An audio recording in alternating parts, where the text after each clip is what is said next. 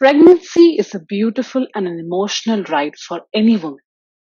Namaste, welcome to our channel. As always, we have a new category to discuss, and today it shall be prenatal yoga for the first trimester by Tummee.com, a yoga sequencing app for yoga teachers.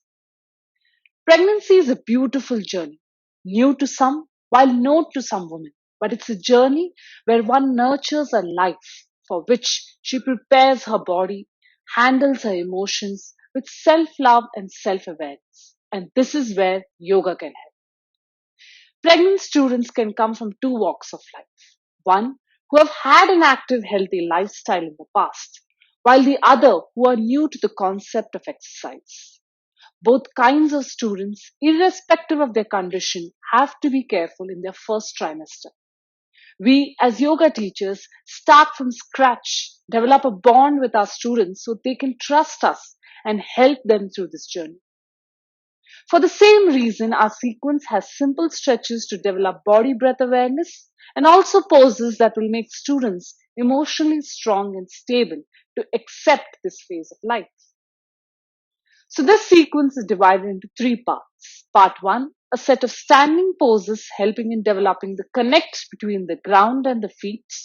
Breath awareness, so students start giving importance to the way they breathe, and gentle stretches to the muscles in the back. Part 2, a set of sitting poses with gentle twists and lateral bends for better use of diaphragm and better functioning of the organs, specifically the digestive system. Part 3, pranayama, meditation, and a cool down asana. This sequence is a 30-minute one, and it is recommended to have the number of students you can manage, as there is close attention to be paid to each student. Ask your students to spend ample time in each pose, not stretch too much, nor push themselves too much, but only listen and connect with their body. This sequence can also be a partner one, which helps in developing a stronger bond between the parents. So we keep it simple and develop self-love and self-respect in our students. We start with Tadasana. Students can have some distance between the feet for balance and let them close their eyes to feel their breath and balance. If students have had a history of miscarriages, then as teachers, we allow students to find comfort with use of props like the chair, the use of wall, and that is even in simple standing poses. Then the students do Urdhva Hastottanasana, gentle stretch. More attention goes towards breathing here. After each pose, if they feel they want to relax, let them rest in Tadasana and then go into Parshvabhanga, side bends. Be careful that the students don't push themselves too much. They take it slow because it could be the case that students might have a history of high blood pressure, and such poses that develop deep breathing students could cause discomfort. So keep noticing your students. Just let them know you're there for them. We do it on the other side, release the pose and relax in Tadasana. Both previous poses had some engagement of the shoulder and neck. Taking it a little more further, students do shoulder stretch, hands behind interlocked.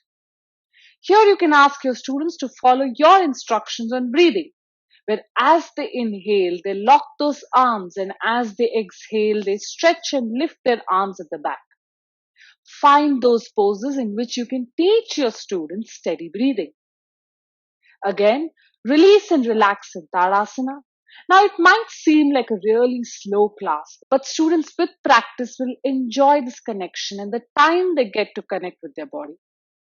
Students go into a standing back bend. So this can be a bit difficult for students who are new, but you can ask them to use the wall, have some distance between the feet. Students need not have to drop their neck at the back, or they could just skip the pose if they are fearful about losing their balance. There are many options when it comes to comfort. Students do all this at their pace. If they want to take a break and sit down, allow them to relax. If they are not comfortable with doing the pose, let them choose not to do it. They could simply sit in Sukhasana and do Dirgha Pranayama. In any situation, they should feel no pressure. Instead, have all your support and encouragement. Now, the next part will cover sitting poses. So head to the next part by clicking on the end card. Thank you, and we shall see you there.